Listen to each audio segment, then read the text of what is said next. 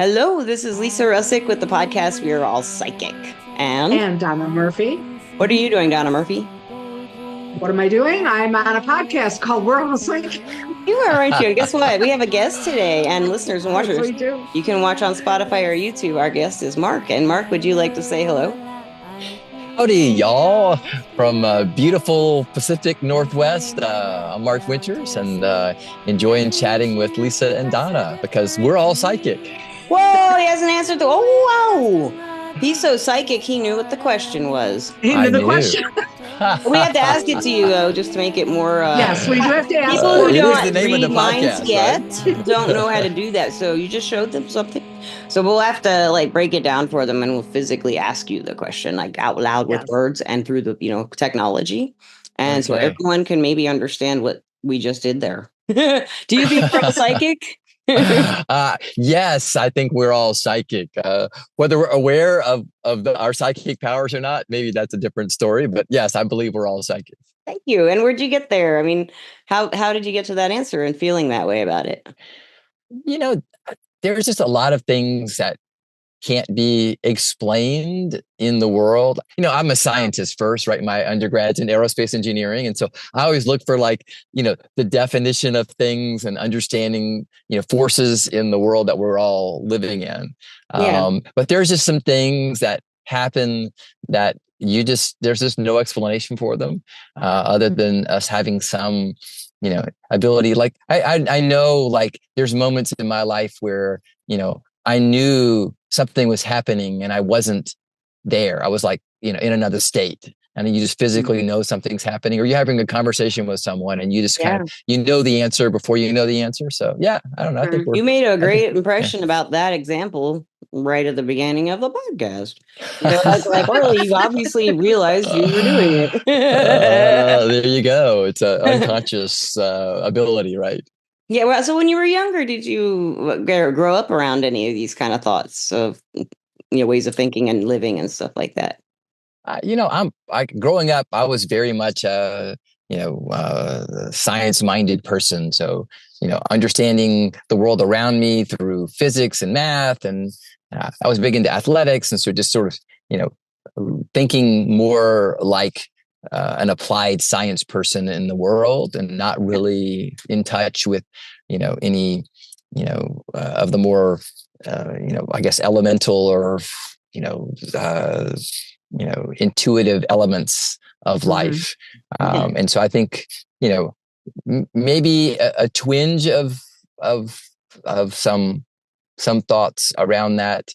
When I love to read science or I love to read science fiction and fantasy novels. And so I always think about, wouldn't it be great, to have those kind of, powers or abilities. But I never really thought about me having, that kind of an ability. No, that wasn't something I grew up with. Where did it come from? When did you was there a certain moment, or did you just kind of grow into it, or anything happen where you were like, oh, you have an aha? We've noticed a lot of men I have anyway, throughout the time I've done this podcast. I would say most men have an aha moment, but they were kind of thinking it was coming somewhere in their subconscious, is what I kind of pick up on. But most women have to fight it and put it off and stuff. It's kind of a weird thing. And I think I've noticed the difference is that men see it as an advantage, whereas women, we don't usually, growing up when we have these experiences. But I was just curious, did you have an aha moment like that or anything? Lisa, I'd say, I had creativity moments in my life. A few of them, my grandma taught me to write poetry and paint. And so, I had some times where I was in touch with the more creative side of myself, but they were sort of minimal growing up. Yeah. I would say I didn't really become, aware of, that side of my personality until my daughter was born. It was it was one of those moments where you just, you can explain things as a a science-minded person, and then you sort of think about all the amazing things that had to happen like all in a row for your daughter to be born, yeah, and your wife and your daughter to be healthy, and you just like, okay, well, that's highly improbable that all that stuff could happen, and so you start opening your mind up to things that you can't describe, Yeah. and so I think that was my aha moment for just thinking about you know faith and connectivity uh, and how we're all connected in ways that we just don't understand. Yes. And then I would say another thing, my wife she just has, like you said, like it's a woman thing. She's got this. I don't know. I used to call it intuition. She knows a thing. She just knows a thing that is happening, and there's no way she could know it, but she knows a thing. And it's like, okay, Yeah. how do you know that? Well, I just have a feeling. It's like, okay, well, so she's very much in touch with that side of her personality. That's right. Yeah. So I don't know if you guys, as you're thinking about things, if there's someone who's a good example for like something happening, then you can start leaning into it more yourself because you can see someone else sort of Right. doing that, right? It helps a lot. And like, I Yeah, it didn't does. have an example. My example mostly, I was a lot like you. I was interested in sciences, but I did take an interest always was interested in all this stuff as like kind of a something that's cool. That's about as far as I took it, not that it was definitely a thing or not.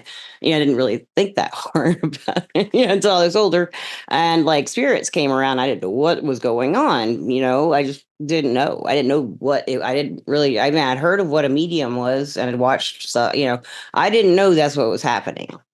Because it wasn't like the movies, that the way I experienced it wasn't the way I'd seen it done. So I didn't put the two together for a long time. And I loved Star Trek because you were referencing, like fantasy and science sci-fi. fiction. And the first time I heard the Yes. term empath, and I've talked about this on the podcast, is Yeah, Deanna Troy from the yeah. Next Generation. And I love that she was an empath. And I was like, I do what she does. No, not really, though. But I could.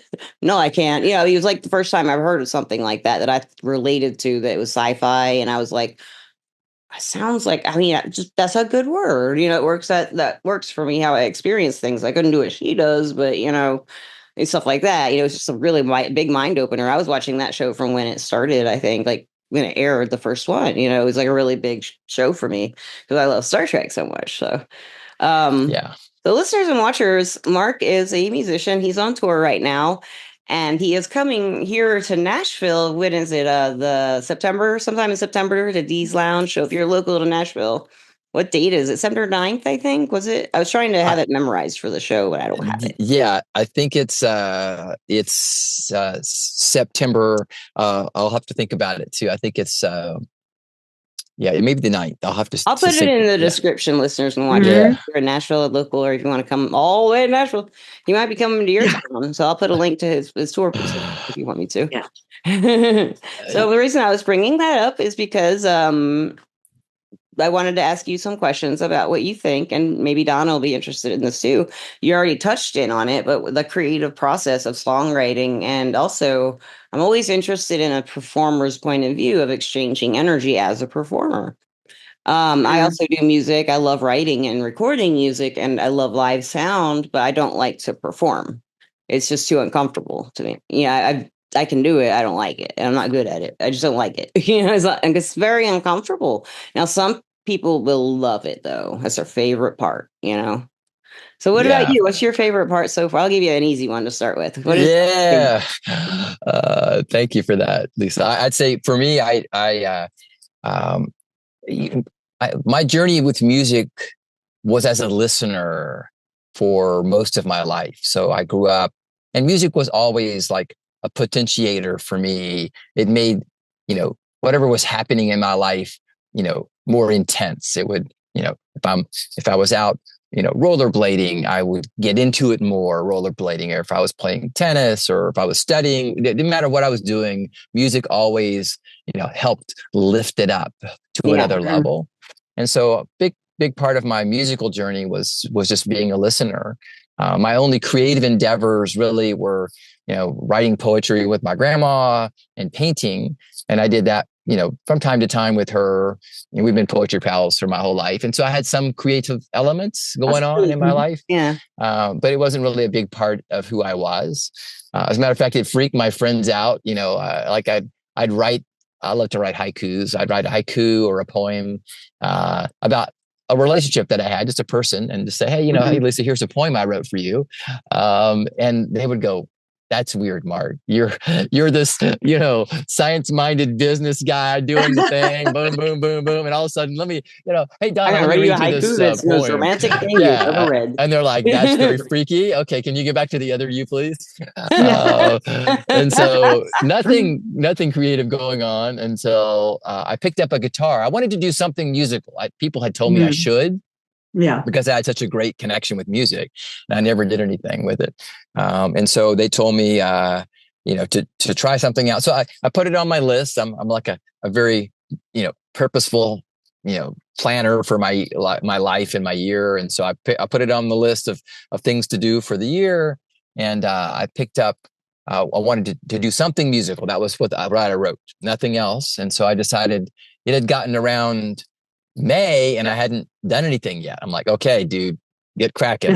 And so I decided, okay, my anniversary is coming up. I'm going to buy a guitar and I'm going to sing a song for my wife. That's what I'm going to do.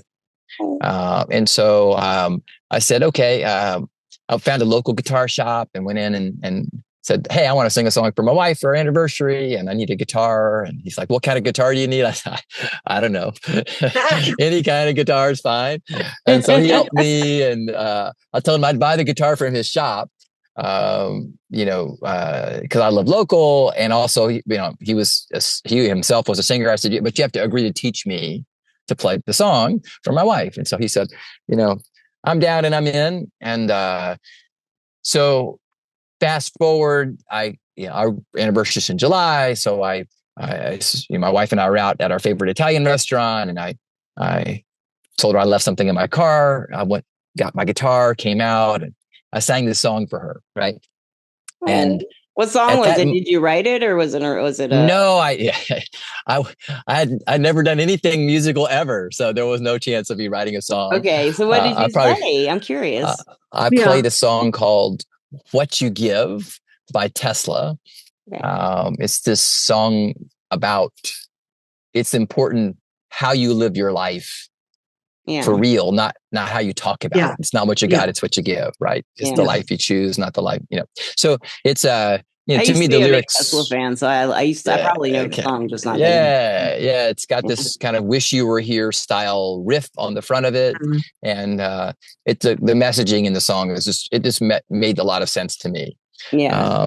And so I really enjoyed that. And what stands out right there is that you already weren't afraid to perform. Like you were like a natural at do. You weren't afraid of it. Yeah, that's right out in front. Yeah, I mean that is because I know you restaurant never playing, but you were in a restaurant. Yeah, it's like put yourself out there, right? So I said, okay, and so it was so magical. I didn't know what it was that was magical, just to kind of get to your question, right? I didn't know. Was it the night? Was it her? Was it the restaurant? Was it the song? Was it the guitar playing? Was it the singing? I just didn't know what gave me that sense of connection and like a higher level experience with her. I just didn't know what it was. Yeah. And so I went on this journey to figure it out, right? Okay.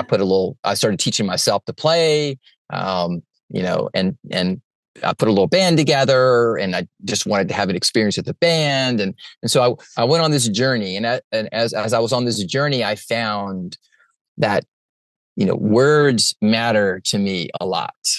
Yeah. Right. I was a poet first. Right. And so so the words I was singing were super important, because as the band would want to play a song and I'm like, I can't sing that. I don't believe in that. I know that feeling. And so I don't know what, I remember there's several songs that have really great grooves and great beats, and I would, maybe listen to them, but singing them was different. Right. At least I guess you had that same experience, huh? Yeah. I mean, I let's put it like I love some of Alanis Morissette's stuff in the 90s. I still appreciate some of it now, but I would not sing any of those songs because I don't feel that way. But she's got like an awesome voice, and that at the end of our times when I was growing up in the 90s, she was huge. And I at the time I thought like she was really kind of cool, but I didn't really like her as the same. Like I like her, but the music was kind of hit or miss for me. So a lot of bands that I would try out for at one point in Phoenix, when I was thinking, well, I'll try being a singer this time. They wanted me to sing a lot of Alanis Morissette songs, and I just and another one was another one of those females from the '90s in the Lilith kind of fair time. There was another singer they had me like and I can't sing like her or her. You know, they wanted me to sound like them too, and I Yeah. couldn't do that. You know, yeah, I can't sing that line. The scratch my fingers back, my nails down someone else's back. Do you feel that? You know, and I don't feel that way about anything, but I like to Yeah. listen to that song. It's so funny and it's cool, you know. And it's like a lot of people relate to the way that feels, you know. But I just couldn't. I don't feel that Yeah. way, so it felt weird to sing it like that, you know. Yeah, I exactly couldn't that mimic her. vibe. And so what I Yeah. started doing, my remedy was I started changing the lyrics, right? So I love like John. I learned to play guitar playing John Mayer songs. I love John Mayer, and he taught me a lot about Good. playing guitar. And I cover one of his songs if I'm playing a show somewhere. Usually I'll cover one of his. I love playing. I love playing. His song "Waiting on the World to Change" because it's Yeah. about sort of being aware of the world around you, and then you know, uh, what are the things that might be standing in your way of doing something about them, right? And so I Yeah. love it, but I changed the words at the end instead of, we're waiting on the world to change, just waiting and waiting, right? I change it to, let's go make that change. That's my I chorus, love right? that. I want Right. to do Let's it go with make you. that change. Let's go make that. And so I started Yeah. doing that with a lot of songs, and people were like getting annoyed with me. Like, hey, Mark, stop doing that. That's not the lyric. And so that led me to write my own stuff in Yeah. 2019, right? And so my journey of discovery and exploration, just from that moment in 2011 when I first picked up a guitar and first tried to sing, until 2019, I was on this journey to figure out what I liked and what was really making me connect. And then, Yeah. then I started writing my own stuff in 2019 and went on a whole other journey of exploration and learning, right? I love songwriting. Like when you first started songwriting, the first one or two songs, and do you remember the first time you got one of your own songs stuck in your head? Do you know what I mean? Like that for Yeah. me was a big moment when I don't know why, but I had a song I'd written songs, and all of a sudden one time I just had it in my head like a radio song. I'd never recorded it. It was like I didn't have a 4-track yet or anything. I'd never recorded it on a stereo I was like, oh, what does this mean? Like I didn't even know what it meant to have a song stuck in your head. Nobody really does, I guess. But it's always fascinated me that happens, earworms, and I actually, for me, made myself one, and it was like a weird moment, There was a lot to songwriting too. It's just like really mind expanding for me. I don't know about you though. Yeah. The writing process for me, I've gone through this evolution as a writer. And so, like you said, the first song I wrote, I'd gone to a blues guitar retreat in California. And so the first time I ever saw professional people play, and the first time I participated in anything that was sort of not just sort of, something I was doing locally with my friends, was there. And so the first song I decided to write was a blues format song because I didn't know anything, I Yeah. didn't know what a chord was. I didn't know what a progression was. I didn't know what chord, what chord progressions You and play melodies, by how they all ear fit too, pretty together. much, right? Yeah. And Yeah. so I wrote this song, but to do it, I did go through the educational process. I actually bought a course on Udemy to teach myself music theory 1 and 2 and digital audio recording 1 and 2, kind of the engineering side of me, right? Go learn about it. And that helped me put the basics of the song together. And then I had this clunky process where I would write the lyric around a poem that I wrote, and then try to fit the instrumentation one at a time. And it was just very clunky, terrible Yeah. writing process. And so I kind of went on this journey also to learn like what style of music do I really like composing and producing and Yeah. performing, right? And that took me from 2019 until 2020, 24 to really get, so what is that, 5 years, 6 years? It took me Yeah. 5 years, I guess 5 years to write a whole bunch of different tracks and go through produce them, release them, to That's really figure cool. out what really made sense to me. Yeah. Mhm. And I kind of landed in this more of a singer-songwriter zone than I did, kind of more of a full band thing. Kind of more in the John Mayer or Jason Mraz or Vance Joy lane, where I kind of, it's more singer-songwritery or more, alternative folk or folk pop or folk rock, as opposed to, like a full electric band sound. And that's my niche, and I love it. And I Mhm. love writing, and I've done some education for myself so that my writing process now, I'm trained enough with my instrument, on the piano or the guitar, and my voice. Lyrics have always been sort of there. I can put them all together And now in a session, and I can That's write. interesting. It's so cool Yeah. hearing this because I'm also filtering it through an intuition lens.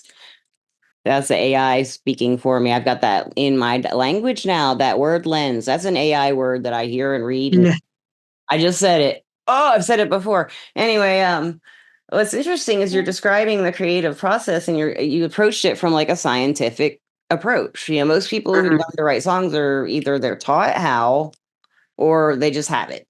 Or it just happens naturally. They just do it. I was one who just did it because I just did. I just figured out something about music that I didn't know before when I got a guitar and played my keyboard at the same time and played different chords. And all of a sudden I was like, oh, okay, I want to write a song now. And that's kind of how that happened for me. But it sounds like you approached it that way. So did you have any moments where it was kind of like magical for you and you weren't thinking about a method or anything of how to do this? And over the 4 5 years that you were building your songwriting structures, your style, and all that, and understanding what it is too, that's hard. Like the music theory and stuff. Like, did you have moments like that where it was just spiritual? I guess so you could call it spiritual or something like that. Like you just knew the poetry obviously is like that. Sounds like it is to me when you write Yeah. your words. So with the music part around it, did that happen with it by any chance at any time? Like now is it there all that? So yeah, yes, I ended up now. I'm sort of in a spot where there's lots of intuition and magic that seems to happen. Yeah. To me, I think it's a product. I think at some point in time, you have to go through the 10,000 steps it takes you to learn a thing where it becomes intuitive. Yeah. Now, I didn't I grow up did. singing, right? And so Me too. I had to go through my own, I've got a vocal coach. I had to go through, you know, sing the scales and sing the song, the songs you didn't want to sing, to learn how to sing them, and, learn your range and all these other things, how to breathe. And so I had to go through my 10,000 steps, with my guitar, with my keyboard, with my voice.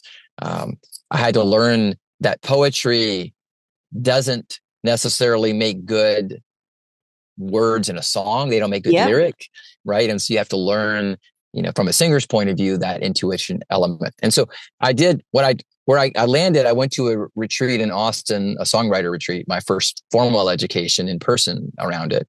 And I saw what professionals can do on the fly. And it just, boy, it just lit my mind up, like, Yeah. okay, that's what you need to be able to do. And I put myself on a journey to be able to do that. And so now when I write, it's very, very intuitive. Typically it's me and my guitar, and typically I take one of my poems about a thought or a feeling that I had, and I'll just start going. And 3 hours later, all I've done is got a voice memo that I've recorded the new song, and Yeah. it's all That's how together. I do it And too. So I remember for yeah, later. Yeah. yeah. That's really Uh, cool. Yeah. So how long would you say it takes you to write a song now? But not on recording, but in your head. What do you record as you go? I'm just curious because some people do that now. And I started just bloop, bloop, bloop. And sometimes I would write the song all at once on the recording app or whatever, or any yeah. program or whatever. Yeah. For me, I get it. Usually I get, I have my iPad out, and I'll take care of the lyrics on my iPad. I have a Google Doc open and I'm just doing whatever I'm doing, writing about. And then I have my guitar and I have my phone with a voice memo, and I'll mess around with my concept a little bit. And then I'll hit the voice record and make a little voice memo. And then I'll mess around some more and I'll hit another memo. And so there's usually maybe 7 or 8 voice memos that I've done progressively. And then the song is finished. Yeah. And then I've got a voice memo of the complete song. Okay. And then I might take it, over to if I wanted to go mess around with production or something like that, I might go to my computer to put it in. I use Logic. I might put it in Logic, but I rarely do that. And I used to do it when I was writing earlier. I used to do more in the digital audio workstation to try and, arrange the song and get some production ideas. But I just don't, I can do it. I just don't like that. Yeah. I'd rather have a producer help me with that piece. Right. Because to me, I have something to say. I'm trying to get it. I'm trying to be mindful of the melody and chord choices and in the general groove and feeling of the song. And once I've captured that enough on the voice memo, I'm like, all right, that's good enough. My producer can help me interpret from there. Yeah, I like that. Right. And do the technical. Yeah, a music producer would love the artist not being, I want this or this or this. It's like, you have fun with this magic. The magical thing for me now, Lisa, is I'm capturing a moment, an emotional moment and a feeling. And then I go back and listen to the voice memo and I'm like, okay, yeah, that's getting the feeling across that I want. And that feels good. It feels like the message. It does. It's like, it's the comprehension that you have that they can have or they already have. And you can tell everybody about it through song. And if they want to think about it, they can. Or they can just memorize the words or they can dance to it. They're going to get the message though, right? They're going to feel it somewhere in there. I think that's really cool about music. So, and I'm probably more in the lane of, lyrics are important in my songs. They're, in the messaging for my song. They sound like the spark for you to even songwrite. That's poems. And I think sometimes the melody is super helpful. I learned to make the melody helpful in what they call the prosody of the song, to make sure that it's supporting the melody, supporting the feeling of the song and the instrumentation of it. Right? Yeah. And there are some songs that do this really well, where the feeling doesn't match the song on purpose. And it's like a really dissonant kind of disconnect, like a happy song that's about like the saddest thing you've ever heard of, stuff like that. A lot of people do that, like Happy People from, was it Ex-Ambassadors, maybe, or something like that. There's quite a few examples out there that and especially if all you're listening to initially is the music and you're not really attentive to the lyrics, you're like, oh, this is so happy and upbeat and bouncy. And then you start listening to the lyrics and you're like, oh, wait a minute. Wait just a minute. There's a real disconnect here. Like, okay, so I wrote this song called What Does It Mean to Be Human? Getting back to your point about AI words, right? And so in my mind, the world of AI that we're all living in right now has this, fascinate the science mind. My science brain looks at it and goes, hey, wow, it can do all these things. It's amazing. I use it for tour logistics and I use it for all these cool things. And then the poet side of me looks over and says, hey, if AI is doing this and AI is doing that and AI is doing the other thing, what are you going to do, Mr. Human, right? Because AI is doing everything better. And so like I wrote a song, and the song has this very organic acoustic guitar vibe with this, not quite a bossa beat, but it's got this really cool groove. It's like everything I could do to put like super feeling in the song, right? Humanity in it. And then the lyrics are sort of like, hey, just make it easy for me. Tell me what to say. Take all the steps for me. Maybe tell me where to pray, right? And so it's kind of got this, two sides. Two sides to it going on. As a matter of fact, the cover art for it is, and the video for it is sort of me facing the AI avatar of me, right? And Well, there's which even one was it though? Where'd you get the avatar you from? I'm curious. Was it I had AI make it for me. So I have this, like a I chat have this, GPT? I like all them. yeah, I like all yeah, the yeah, different kinds. They really all kind of work differently, right? yeah. But it's me. It's like me. Yeah, I have an actual video of me, real Okay. video, and then I had AI make the digital version of me. But it's like not Ooh. like it's not me. It's an actual like a domed head with a brain that has circuitry in it, and so it's like me Cyber versus you. yeah, cyber me. There you go. That's Yeah. a good way to put it. At least I like that, Yeah. cyber me. Cyber Mark. So I love the contradictions in that song I love that too. because I'm conflicted, I'm and so I feeling that wrote way about that. too. Yeah, What you just yeah, said, I feel too. Because at first I was just like, and then I didn't like it because it was very much like not letting me play. And then yeah, they changed it and I loved it. And then I had some weird experiences where I was like, what? It does what? And yeah, I play with it. I don't know. I don't know where I am with it yet, but I do like it more than am I afraid of it. I'm not afraid of it, but I love it. But it's like, yeah. wow, what it can do is just mind boggling. And it's accelerating, and Oh, yeah. like Yeah. where I am right now in my songwriting journey, because I'm learning. I want to know everything myself and be competent live. I love playing live. That's my ultimate connection. I love the community and the sense of feeling I get when I'm out in a live scenario, connecting with a group of people who are out to hear my music. That's to me the penultimate experience that Yeah. I get out of music. It drives me, right? That I is have a something spiritual experience sometimes. yeah, It really is, I yeah, mean, yeah, connect to yeah. a crowd and they're connecting to me. It's too intense for me a lot of the time. So I either just disconnect or I mess up. But for you, Yeah. what's that experience like when you're singing to a crowd and they're giving back to you Mhm. and you're giving back to them? And it's kind of like, what does that feel like for you? It is the ultimate experience for me. I got a taste of that singing from my wife, and that's really what was the thing that just lifted me up. And when I get out now with a group, uh, I love sort of meeting people where they are. Where is everybody? And I love getting as many people as I can together into a shared experience around music and around, in my mind, I'm out to share some positive energy with everyone. That's my goal, right? I feel like I've got these extra protons I'm carrying in a bag around with me, and I'm bringing them out to every show. And so my goal is to sort of, all right, let me see where everyone is, right?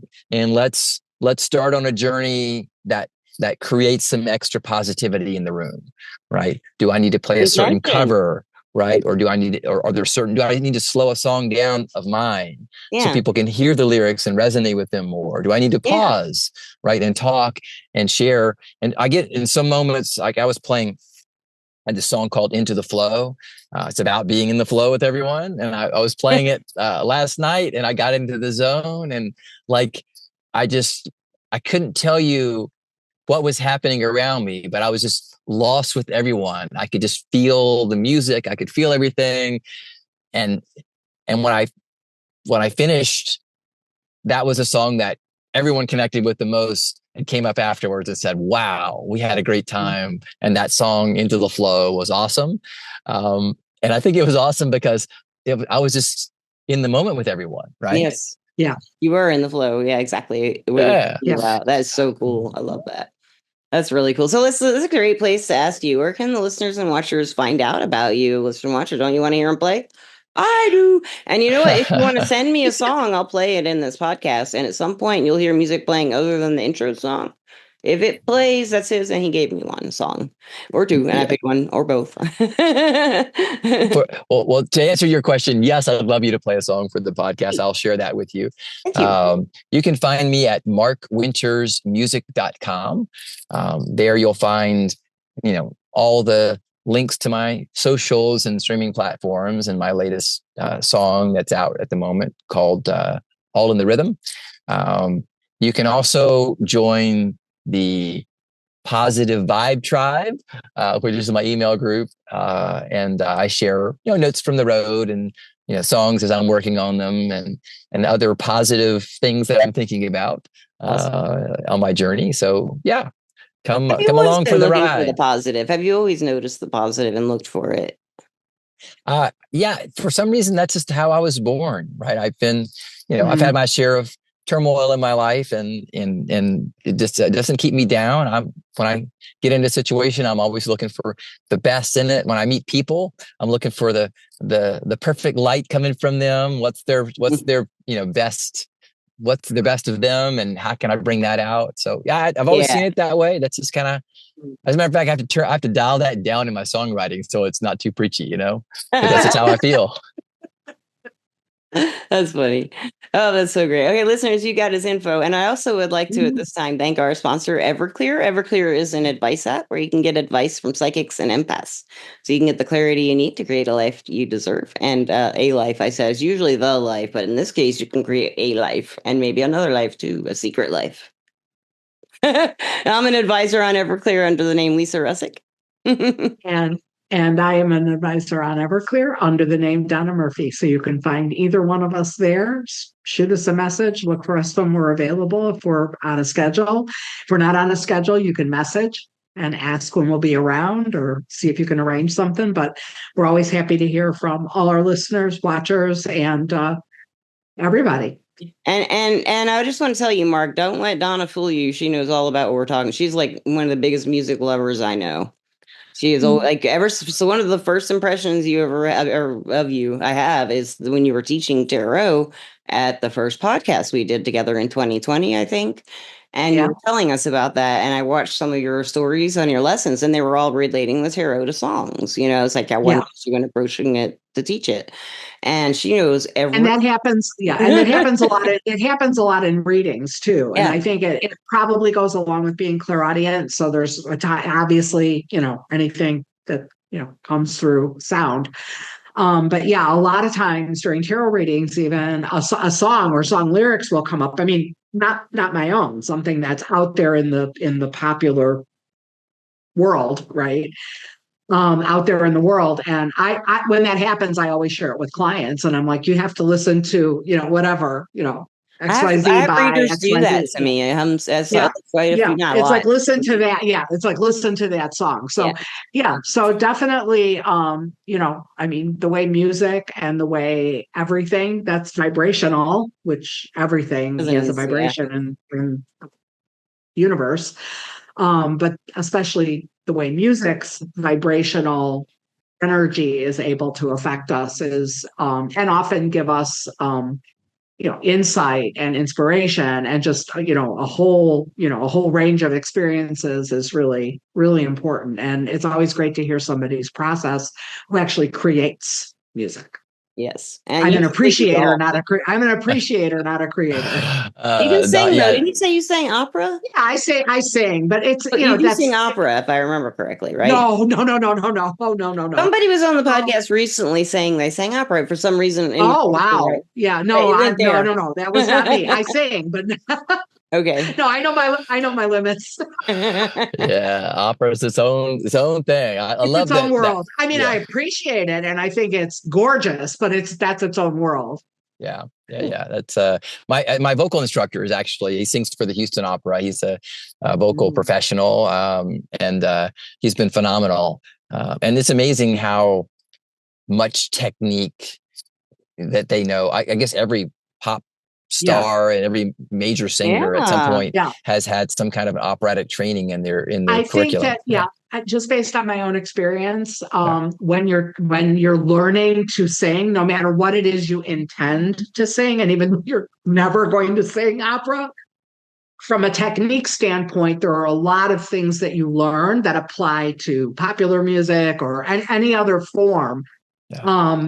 It goes with the territory. Like I said, even if you're not going to utilize it in that way, or don't have the voice or the vocal range to do it in that manner. Yeah. I bet it like helps you breathe, like your breathing.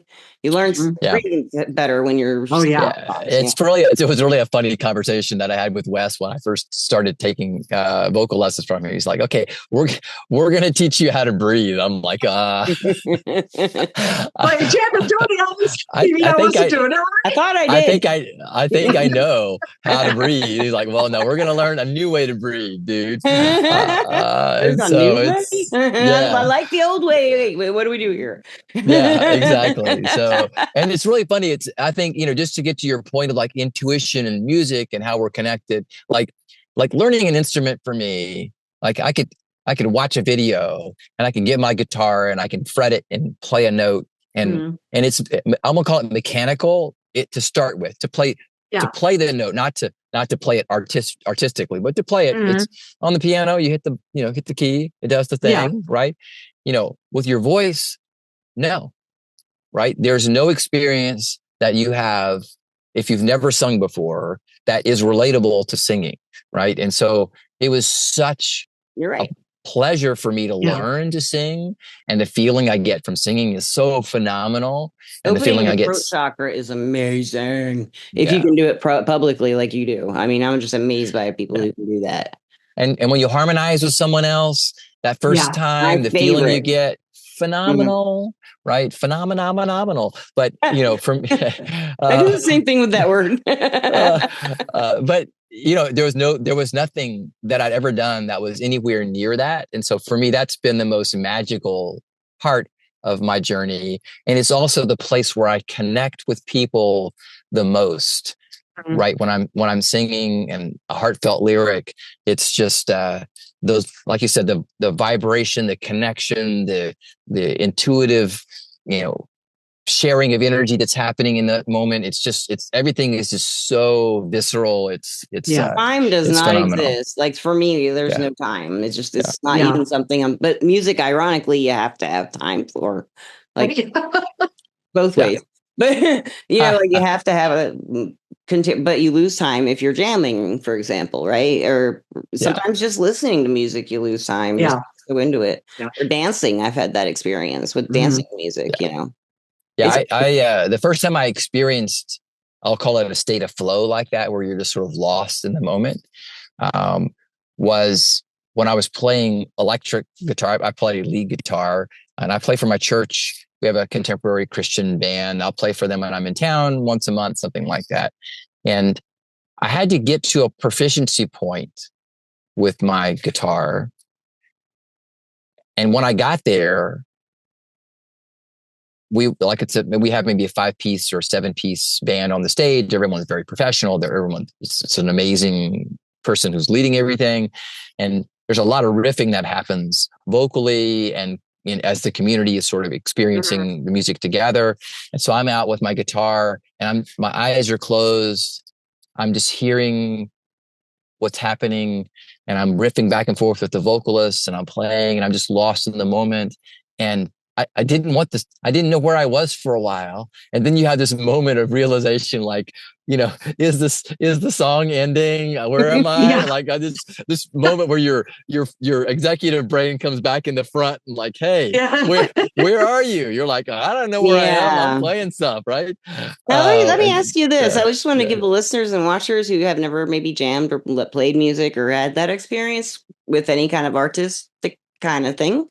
But like for me to explain it, I would say it's a lot like being in love, like deeply in love with someone and talking to them or other things. And time just goes away. You're so in touch with that person. It doesn't even have to be romantic love.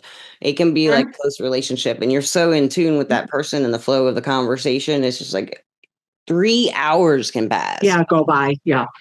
Yeah, I think like tuning in, I'd say 2 things. One, like tuning in, like my wife and I, when we had our first date, we went to a movie, and after the movie, we went to have dinner we had whatever, late dinner at Denny's, and we ended up talking for like 3 or 4 hours, and we didn't even know 3 or 4 hours had gone by. It was just insane, right? So you can get lost with a person like that. But I think, in my mind, that's different. I think it's a little different. Yeah, then but I don't know how else to explain it. How would you? Because that's your advice. How would you explain that feeling to the listeners who haven't played music or jammed or written anything musical or poetic or anything? Yeah, I would say, like the creative state of flow that we're talking about, where you you have to not be thinking about anything. And so it would be like you have to be so good at a thing, like driving as an example. Like if you're driving, you don't think about driving anymore, right? You just drive. You get in your car, you go where you want to go, because everyone knows how to drive. And so you're doing the thing. And so if you're that good at a thing, songwriting or singing or playing guitar, right, surfing, whatever, if you're so good at all the things that you need to be proficient at, where that is just a part of you, and then you're going on an impromptu journey, right? It's like getting into your car and you're like, I'm going to just start driving. I'm going to go on a vacation and I don't know where I'm going. And so you're in the moment up their of, bags. you're just driving along, doing your thing. And you're not thinking about, you didn't make a plan in advance. You don't know where you're going. You're just on the interstate and you're driving, and the driving is not the thing, right? It's the destination or the journey that you're going on. And so in my mind, that's the closest thing I can think about is like, okay, well, you have to be so good on your guitar that in your mind, you know where you want to go, and you're feeling the other people who are playing with you, and you're listening for what they're doing, and you're not thinking about, but you're feeling where they're going to go, and you're feeling where you want to go, and whether that's going to be, a beautiful support to each other, right? Like you said, if you're in a physical relationship with someone, and you can get lost in the passion of the moment, and 2 hours can go by on that front too, and you're like, okay, that was amazing. And you were there just sort of fulfilling each other's needs in that moment. And that's kind of the journey that you're on when you're creating, it is. It's like filling holes of each other's missing parts or places or something in their creative parts, their whatever they are. Whatever we be. I don't know. For sure. It's really cool though, man. I love it. Thank you for coming on the podcast, Mark. I'm having a pot flare, guys. Of course, right now. I haven't had one all day. Yeah, thank you for having me, Lisa, Donna. You guys are so amazing to chat with. Maybe I know I'm going to be out at Dee's Lounge. I looked it up September 1st, so maybe I'll see you in person there. And I think Chicago was the other location, right?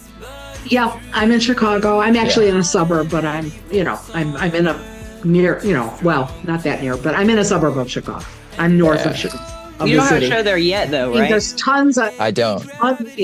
There's so many venues, and frankly, I have to tell you that especially the last several years, as far as going out to live music venues, I don't have a lot of resources as far as a place that immediately comes to mind.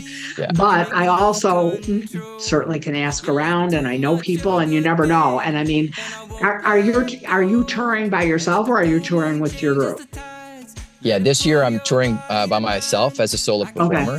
I did that last year as well. Next year I'll have a trio out with me. That's my normal configuration. Yeah. Okay, just so I have something to kind of have a framework for what kind of venue it is. I mean, obviously, if it's like a big party venue, then that's probably not. No, I'm a theater listening room. Like 100 to 300 cap room is perfect for me, where I can connect with people. Wonderful, so perfect. Man. I will come see you at these. I will, unless I'm like this. Even then, I might come. I'll get the come on down, Lisa. I'd love to have you. Thank you so much, and listeners and watchers, thank you for listening and watching. As always, and Donna, thank you. Yep. And what else? My pleasure, as always. All right, you guys. Just before we wrap, before we wrap up, I want to ask Mark if he loves our listeners and watchers. I do. I love everyone. I love the world, right? And I love you guys in particular. Same here. Love you too. I love our listeners and watchers. I love our guests. I love my co-host.